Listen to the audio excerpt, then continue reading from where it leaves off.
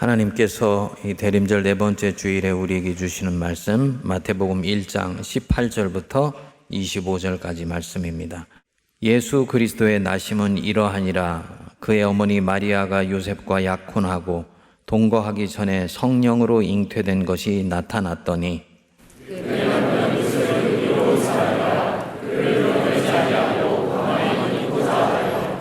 이 일을 생각할 때 주의 사자가 현몽하여 이르되 다윗의 자손 요셉아 내 아내 마리아 데려오기를 무서워하지 말라.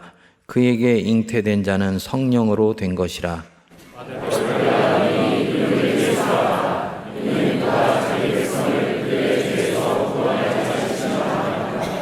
이 모든 일이 된 것은 주께서 선지자로 하신 말씀을 이루려 하심이니 이르시되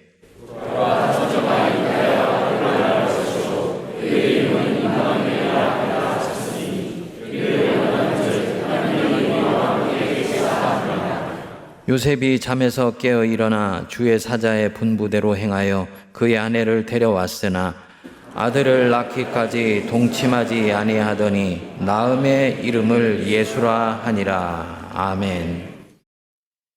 여러분들은 자기를 아프게 한 사람이나 자신의 자존심을 심하게 상처를 줄 정도로 나를 고통스럽게 한 사람을 내가 경험하게 됐다 한다면 어떻게 하시겠습니까? 당연히 내 안에서 대갚아주고 싶은 마음이 간절하게 올라오지요. 그게 정의니까. 정의라는 것은 복잡한 것이 아니고 내게 선한 일을 한 사람에게는 상을 베풀어 주고 내게 악한 일을 한 사람에게는 그것에 합당하게 되돌려 주는 것이 정의입니다. 그리고 이것이 구약이 얘기하는 곧 정의의 개념이기도 합니다. 그런데 오늘 성경 본문에 보면 세상을 이렇게 살지 않는 한 사람이 나옵니다. 바로 예수님의 육체의 아버지 요셉입니다. 어느 날 요셉은 자기 정혼녀에 대한 매우 해괴한 소식을 듣게 됩니다.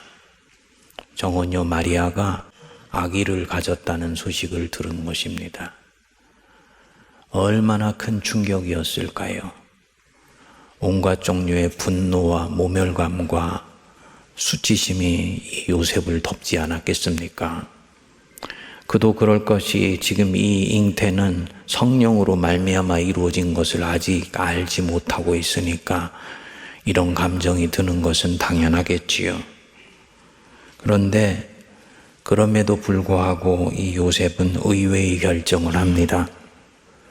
19절 중반절에 보면은 자신을 드러내지 아니하고 가만히 끊고자 한 것입니다.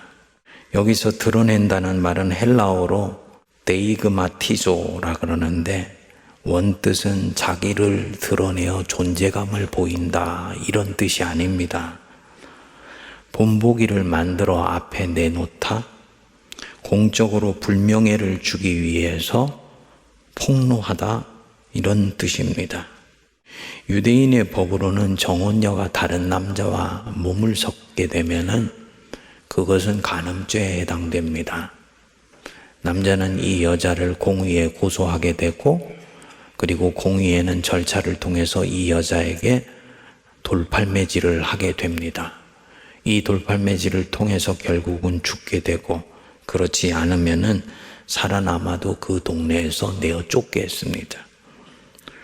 지금 요셉이 자기 정혼녀가 자기와 아무 상관없이 아이를 가졌는데 자존심을 상할 정도로 수치심을 느끼고 모멸감을 느꼈을 것인데도 이 여자를 공중 앞에서 모욕을 주거나 돌팔매질을 치지 않게 하고 조용히 관계를 끝내겠다고 하는 것입니다. 자기 정혼녀의 부도덕한 행동에 대해서 이상할 정도로 너그럽게 지금 대해주려고 하는 것이지요. 왜 그랬을까요? 참담하고 분노가 치밀어 올랐을 것인데 왜 조용히 관계를 정리하는 선에서 마무리하려고 했을까요? 어떤 주석서에는 보면 그만큼 이 요셉이 마리아를 사랑했기 때문이다 라고 말을 합니다만 저는 동의하지 않습니다. 만일에 그게 사실이라면 이 요셉은 사랑하지 않았다면은 임신하여서 아이를 갖고 있는 여자를 공중 앞에서 모욕을 주고 돌로 쳐서 죽게 할 정도의 그런 인품이었을까요? 정말 이런 사람이 상한 갈 때도 꺾지 아니하시는 예수 그리스도의 육체의 아버지가 될 수 있을까요?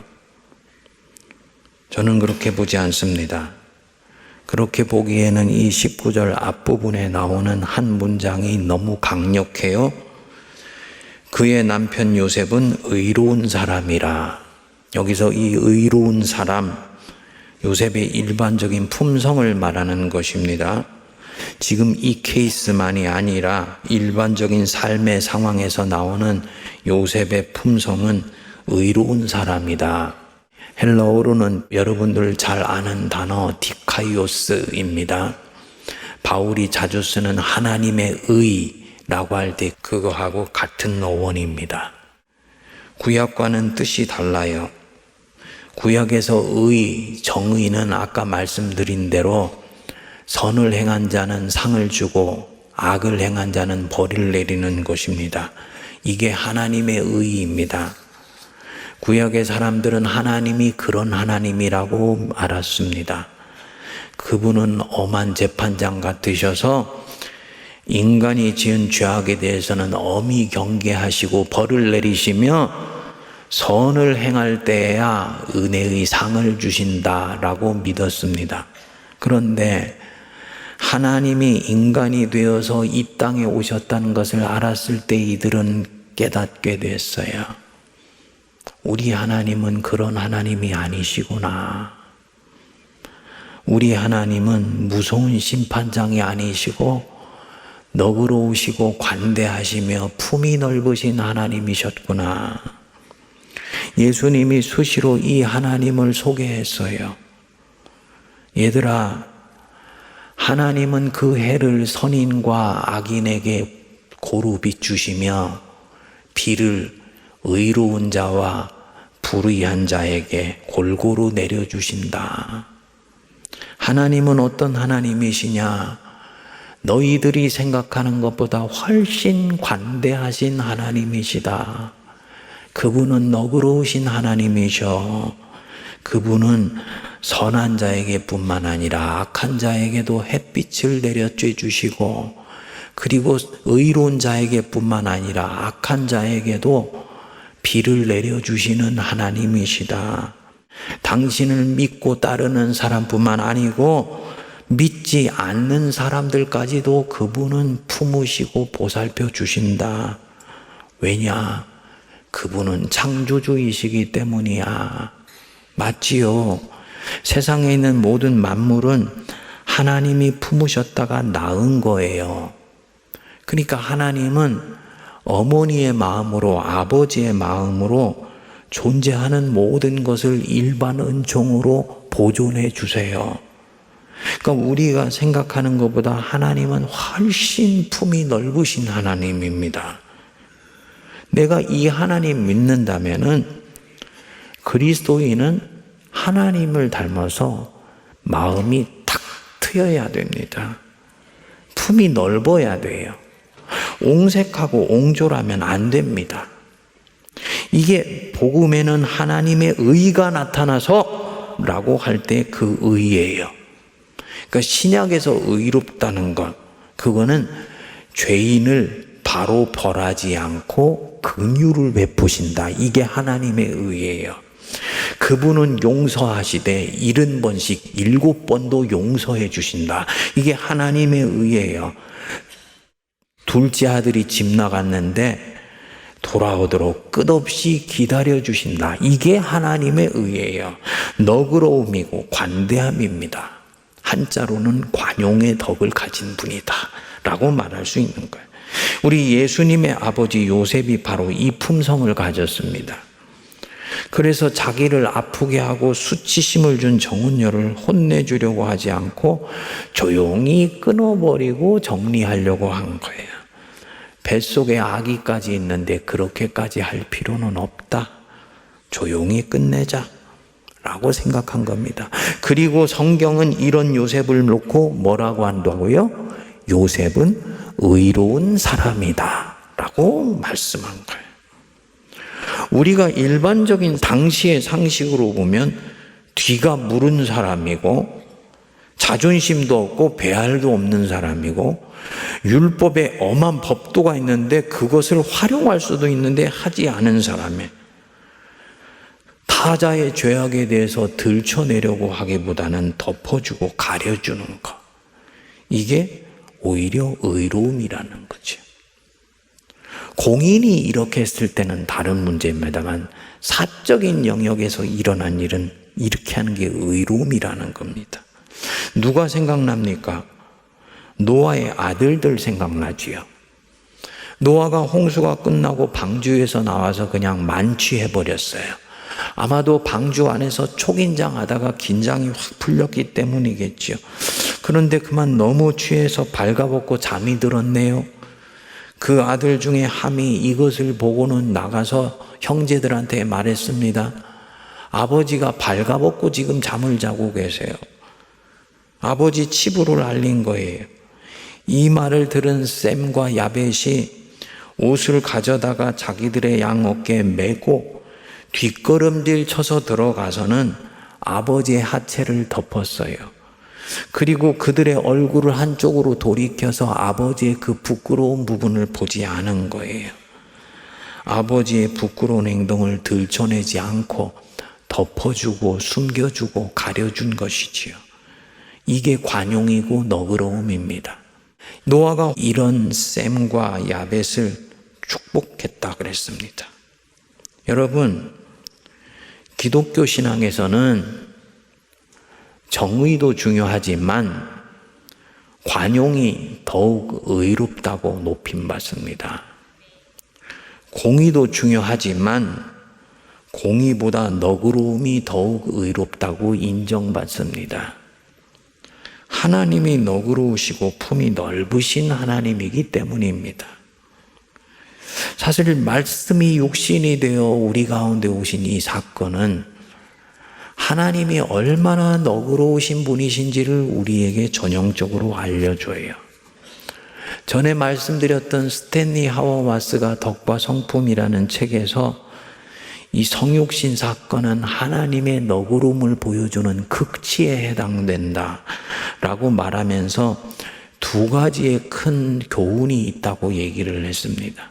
첫 번째로 하나님의 너그러움, 말씀이 육신이 돼서 오실 정도로 하나님의 너그러움과 관대함은 당신이 가지고 있는 것 중에 남는 것을 조금 떼어주는 것이 아니고 대가를 계산하지 않고 다른 사람에게 자기를 내어주는 것이다 라고 말을 했습니다. 성육신은 자신을 완전히 우리를 위해 내어주신 사건이에요. 내 것을 남겨두고 남는 것 조금 주는 것이 아니에요. 당신 자신을 완전히 내어주는 것. 이것이 하나님의 너그러움이고 하나님의 관용이에요. 이유가 뭐냐? 이유가 없어요. 우리가 그런 너그러움을 받을 수 있는 자격이 되거나 은혜 받을 만한 무슨 특별한 행동을 했기 때문이 아니에요. 순전히 공짜로 우리가 죄인 되었을 때, 죄인 되어서 영적으로는 완전히 파산되었을 때, 아직 하나님과 원수 되었을 때 우리를 위해서 은혜로 이렇게 자기를 내어주신 것입니다. 이런 면에서 예수님은 하나님이 우리에게 보내주신 하나님의 선물입니다. 그분은 하나님의 선물이에요. 받을 자격이 없는데 우리에게 주신 선물이에요. 이것을 고린도후서 8장 9절은 말씀합니다. 우리 주 예수 그리스도의 은혜를 너희는 알고 있다. 받을 자격이 없는데 베품받은 그 은혜를 너희가 알고 있다. 부요하신 이로써 너희를 위하여 가난하게 되심은 그의 가난으로 말미암아 너희를 부요하게 하려 하심이라. 우리를 위해 선물로 오셔서 철저하게 가난하게 되신 이유가 뭐냐? 그렇게까지 우리에게 너그러워 주신 이유가 뭐냐?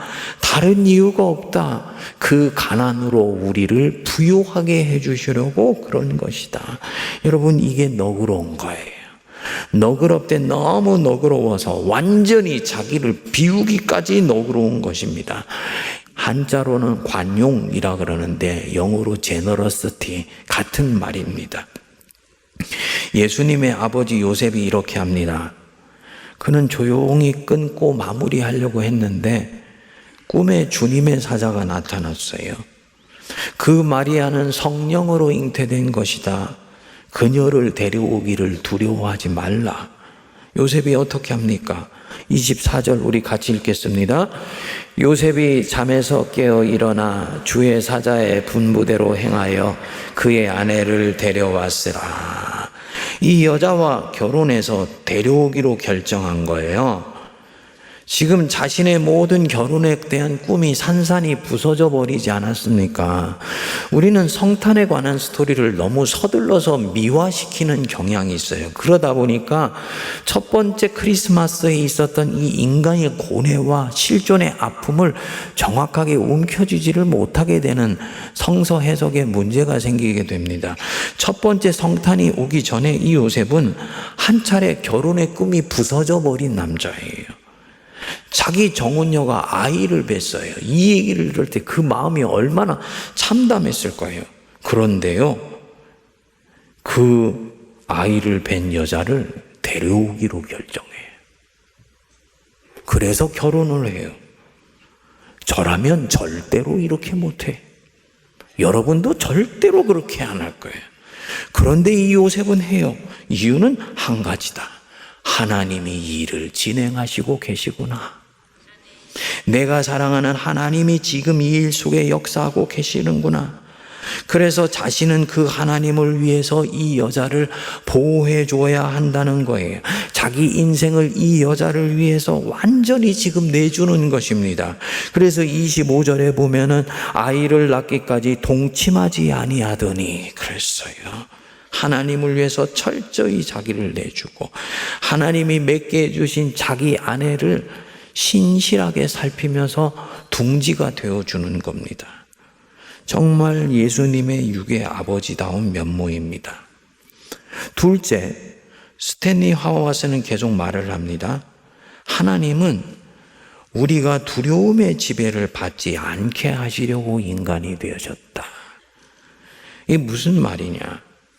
사람 안에는 모두가 다 크고 작은 두려움이 있습니다. 내 삶에 결핍되는 것이 있을까? 항상 모자라게 되는 것이 있을까? 힘들어하고 두려워해요. 통장에 돈이 떨어질까 봐 두려워해요. 요즘 불경기에서 회사들마다 아주 칼바람이 분다고 그래요. 직장에서 강제 퇴직 당할까 봐 두려워해요. 노인이 되어서 힘들어지면 어떻게 하나 두려워합니다. 건강에 문제가 생겨서 불행해지면 어떻게 하나 두려워합니다. 인생 열심히 살았는데 결국은 손에 아무것도 쥔 것 없이 인생 마무리하면 어떻게 하나 두려워합니다. 이 모든 것 결핍에 대한 두려움입니다. 무엇인가가 부족하면 어떨까 하는가 두려움이에요. 그런데 이 두려움을 다루지 못하면 그 사람은 절대로 자유할 수 없어요. 자유를 선포하지만 안에는 내적으로 무언가에 속박되어 있어요. 두려움은 나를 근본적으로 내 이기심 안에 가둬놓는 속성이 있습니다. 통장에 돈이 떨어질까 봐 두려워하는 사람, 이 성탄의 계절에 절대로 가난한 사람을 후하게 도울 수가 없습니다. 지금 자기 안에 갇혀 있는 겁니다. 성육신은 우리가 이런 두려움을 느낄 필요가 없다는 것을 보여주셨다는 거죠. 말씀이 육신이 되셨어요. 하나님이 인간이 되셨어요. 그만큼 우리는 이제 하나님께 사랑받고 있고 하나님이 지금 나와 함께 계시고 계시다, 이 뜻이에요. 그래서 마태복음 1장은 시작할 때 임마누엘로 시작하는 거예요. 23절에 보라, 처녀가 잉태하여 아들을 낳을 것이요 그 이름은 무엇이라 하리라? 임마누엘이라 하리라 하셨으니 이를 번역한 즉 하나님이 우리와 함께 계시다 함이라.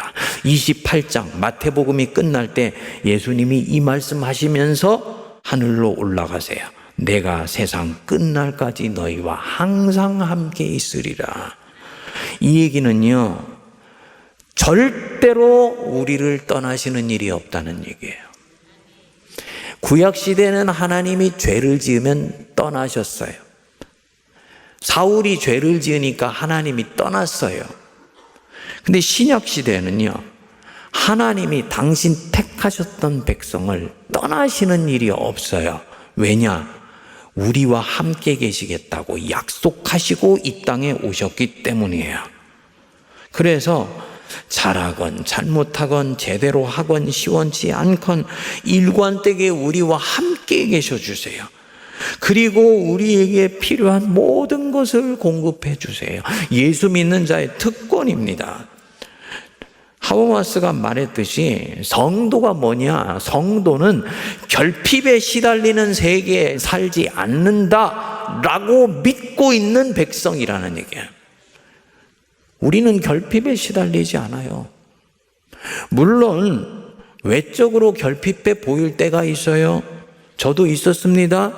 잠시 굶을 때도 있을 수 있지요. 하지만 우리는 그것을 결핍으로 생각하지 않습니다.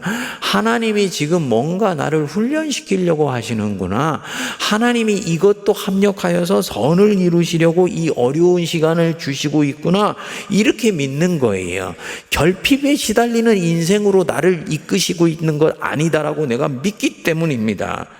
하나님이 성육하셔서 우리와 함께 계시니까, 그분은 나를 사랑하셔서 나와 함께 계시니까 나는 결핍할 수가 없다라고 믿는 거죠. 뭘 말하는 것이냐? 그리스도인 자신이 선물의 백성으로 이제는 살아갈 수 있다라는 것을 보여주는 겁니다. 예수님 자신이 하나님이 우리에게 주신 선물이시듯이 그 은혜로 거듭난 우리도 이제는 다른 누군가를 위해서 선물의 백성으로 살 수 있다는 것을 보여주신 거예요. 예수님의 아버지 이 요셉 보십시오. 마리아에게는요, 진정 선물 중에 선물이었습니다. 어느 날 남편일 뻔했는데 이제는 끊어진 인연으로 생각했던 남자한테 서신이 온 거예요. 결혼합시다. 얼마나 마리아가 놀랐을까요? 자신은 남편에게 고소를 당해서 공중 앞에서 모욕당하고 못된 일 당하면 어떻게 하는가 하고 걱정하고 있었는데 이 사람이 결혼하자는 거예요. 그러면 결국은 결혼을 하게 돼서 내 뱃속에 있는 이 아이는 합법적으로 키울 수가 있겠구나 생각했겠죠. 남편이 와서 자기를 데려가는데 그 눈빛이 너무 따뜻하고 관대해요.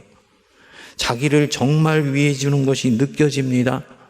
그리고는 결혼해서 데려와서도 아이를 낳기까지 합방도 하지 아니하고 그저 자기를 돌보는 데만 집중해요. 선물 중에 이런 선물이 없지요. 요셉은 마리아에게 진정 선물의 백성이었습니다. 이렇게 살 수 있는 힘이 어디 있느냐? 요셉은 두려움을 제압했어요. 요셉도 처음에 두려웠어요. 마리아가 잉태한 것으로 인해서 자기 인생이 완전히 처참하게 무너진다는 느낌이 드는 거예요. 근데 그때 주의 사자가 와서 말을 했습니다. 요셉아, 두려워하지 말아라. 말하는 순간에 요셉 안에 내 삶이 잘못되면 어떻게 하지? 혹시 일이 꼬이면 어떻게 하지? 하는 두려움이 눈 녹듯이 녹아져 내려들었습니다. 이 모든 일이 하나님께서 지금 이끄시는 가운데 이루어지고 있는 일이구나. 섭리 안에 있는 내 인생은 절대로 잘못될 길이 없다. 그래서 나는 여태까지처럼 너그럽고 관대하며 포용하면서 마리아를 사랑해주고 살아가자. 여러분, 우리도 이 요셉처럼 누군가에게 선물의 사람이 될 수 있게 되기를 축복합니다. 저는 오늘날 우리 시대가 가져야 되는 시대 정신이 있다면은 이 관용이고 너그러움이라고 봅니다. 저는 오늘날 이 세계의 민주주의는 매우 위태로운 지경에 이르렀다고 생각합니다. 이 상황에서 이 관용과 관대함과 너그러움은 우리 시대의 시대 정신이 되어야 된다고 봅니다. 잘못된 인터넷 정보, 유튜브 알고리즘이 온 사상을 뒤엎고 있으면서 한 나라의 국가 지도자까지도 결국은 잘못된 판단을 하도록 만들어가고 있지 않습니까? 그래서 나와 생각이 다른 사람은 조금도 관용할 수가 없고 관대할 수가 없어요. 나와 가치관이나 신념이 다르면 그를 적대시할 뿐만 아니라 악마화하기까지도 하고 저 사람들은 없어졌으면 좋겠다고 지워버리려고 합니다. 여러분, 이런 풍토에서는 절대로 민주주의가 뻗어나갈 수가 없습니다. 민주주의에서는 대화와 타협은 필수입니다.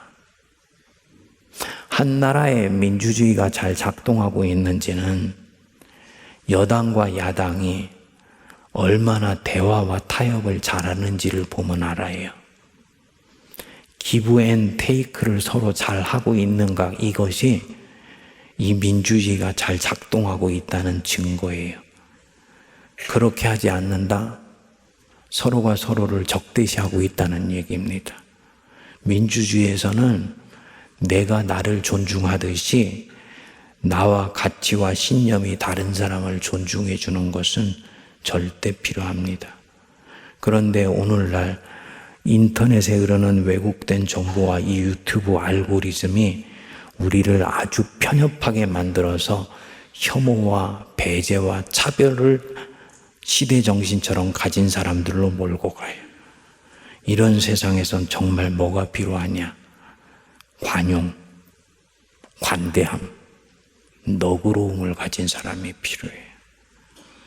예수님의 너그러우심, 너그러우시고 관대하신 하나님의 품성, 그리스도인들이 이 품성 가져야 되고 이게 세상에는 절대적으로 필요해요. 하나님이 이런 분이신데 우리가 관대합니까? 하나님이 너그러우셔서, 너무나 너그러우셔서 하나님이 인간이 되실 정도였는데 그분을 믿는 우리는 정말 관대하고 포용력이 강합니까? 2000년 기독교 역사를 보면 교회가 관용과 포용에서는 세상보다 못했던 적이 안타깝게 훨씬 많았습니다. 종교개혁이 일어나고 난 뒤에 유럽 사회가 양분화되었습니다. 카톨릭 교인과 개신교 교인으로 서로 갈라졌어요. 문제는 처음에는 이것이 교리적 갈등으로 시작되었는데 나중에는 서로가 상대방을 악마화하면서 분쟁을 하고 전쟁을 하는 지경이 되었습니다. 그리고 상대방의 사람을 잔인하다 못해 참혹할 정도로 박해했어요. 인간으로는 참아하지 못할 행동을 했습니다. 제가 입으로 올리면 너무 끔찍해서 오르내리기 힘들 정도의 행동들을 하나님의 이름으로 했어요. 이것을 보고 18세기의 프랑스 사상가 볼테르가 관용론이라는 책을 썼습니다. 책의 배경이 이렇습니다. 칼라스라는 한 개신교 신자가 있는데 그의 아들이 그만 우울증으로 자살을 한 거예요. 그런데 당시 카톨릭을 국교로 하고 있던 프랑스 정부 당국이 억울하게 이 칼라스에게 누명을 씌워서 자기의 아들이 개신교에서 카톨릭으로 개종하려고 한다고 살인한 것처럼 몰고 간 겁니다. 결국 칼라스는 혹독한 고문을 당하게 되고 온갖 고통 속에서 숨을 거두게 돼요. 이것을 보고 볼테르가 현대 사람들이 생각할 수 있는 그런 여론전을 펴게 되면서 이 관용론이라는 책과 함께 작업을 하게 돼요. 이 책에서 볼테르의 논지는 명료합니다. 그것이 카톨릭이건 개신교이건 종교는 적어도 한 국가 안에서는 상대방의 종교에 대해 관대하고 관용하고 너그러워야 한다. 관용할 때만 사회가 자유와 인간 존중의 정신 위에서 문명을 계속 발전시킬 수 있다라고 역설을 했습니다. 결국 이 책 한 권으로 프랑스 국민들은 설득을 당하게 되고 프랑스에서 깔뱅주의 위그노 교도들하고 카톨릭 간의 종교 전쟁이 그치게 됩니다. 제가 이 책을 이번 주에 몇 부분을 읽으면서 많은 생각이 들었습니다. 한편으로는 하나님께 너무 죄송스럽기도, 하나님의 이름으로 이런 짓을 했구나. 이 책이 그 만행을 기록해 놨는데요.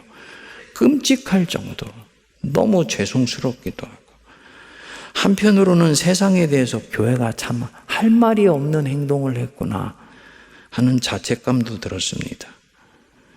그 치열한 종교 전쟁, 하나님의 이름으로 차마 인간이 할 수 없는 행동을 했는데 그게 불신자가 아니고 기독교인들의 머리에서 나왔다는 것이 너무 부끄럽고요.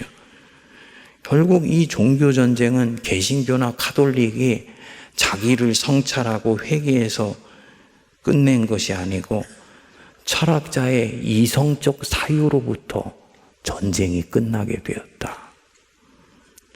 이 종교의 광란을 그치게 한 것은 교회 자신이 아니고 철학자의 이성적 사유였다.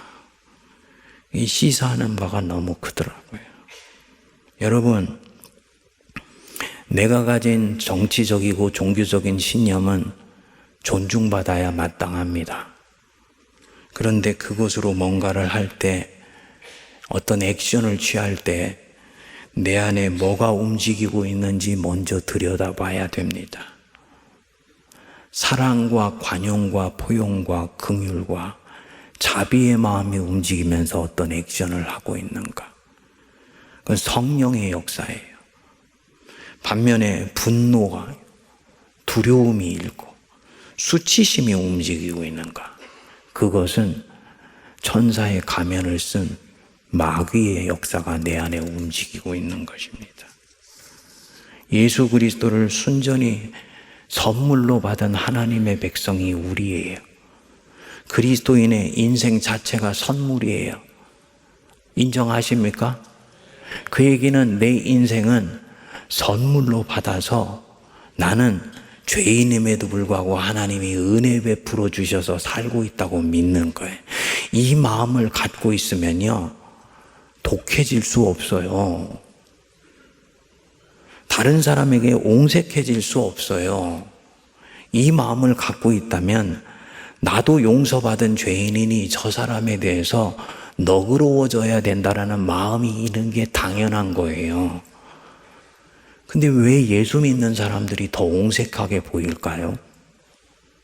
예수 안 믿는 사람들은 서로 싸웠다가도 밤에 술 한 잔 딱 먹으면 다음날 화해하는데, 예수 믿는 사람들은 한 번 좋았다고도 틀어지면 왜 화해가 일어나지를 않을까요? 우리가 그만큼 관용하고 포용하며 너그럽지 않다라는 얘기 아닙니까? 목사님, 그가 나한테 미안하다는 말 안 했어요. 맞아요. 저 이때까지 제가 살면서요, 저한테 못된 행동과 말한 사람 중에 I am sorry라고 말한 사람은 손가락에 꼽아요. I am sorry라고 말할 때 용서할 수 있다면 우리는 용서할 수 있는 사람이 하나도 없습니다. 성경에는 몇 번 용서하냐 그랬을 때 70번씩 7번씩 하라고 했어요. 그 얘기는 끊임없이 용서하라는 거예요. 스탠리 하워스가 굉장히 중요한 얘기를 했어요. 그리스도인이 된다는 것은 끝없이 용서할 각오를 하는 것이다. 용서합니까? 안 하잖아요. 서로에게 우리가 좀 더 너그러워질 수 있게 되기를 바랍니다. 좀 더 서로 포용할 수 있게 되기를 바랍니다. 그리고 좀 더 서로에게 관대해질 수 있게 되기를 바랍니다. 세상에서도 서로에게 관대해져야 되고요. 교회 안에서도 더 하죠. 교회 안에서 칼끝 위에 올라가 있는 것 같은 관계를 맺고 신앙생활을 하고 있다면 우리는 예수를 잘못 믿는 거예요. 그렇게 하고 있는 분이 있다면 그는 제가 권면 들어요. 자기 자신에게부터 먼저 좀 더 너그러워지실 수 있게 되기를 바랍니다. 예수님이 자기를 비워서 우리를 부욕해 하지 않았습니까? 우리도 자기를 비워서 누군가를 부욕해 하는 일에 쓰임받는 선물의 백성들 될 수 있기를 축복합니다. 그럴 때 우리 주님이 2000년 전에 이 선물의 사람이었던 요셉을 통해 성탄하셨듯이 오늘도 우리에게 성탄하시는 역사가 나타나게 될 줄 믿습니다. 기도하겠습니다. 하나님, 너그러우시고 품이 넓으신 하나님, 신의 성품에 참여하라고 우리를 부르셨는데 우리는 예수를 믿으면서 더 옹색하고 더 옹졸하며 속이 좁습니다. 너그럽지 못하고 포용하지 못하며 바다같이 넓으신 하나님의 은혜의 사랑을 받고 있으면서 나를 힘들게 한 자, 아프게 한 자를 품는 일에 어찌도 이리 우리는 옹색합니까? 우리를 불쌍히 여겨주시고 예수 그리스도의 마음을 품게 하시며 우리를 위해서 끝없이 내어주시고 너그러우셨던 성육신의 은혜가 우리에게도 임하게 하여 주시옵소서. 예수님 이름으로 기도하옵나이다. 아멘.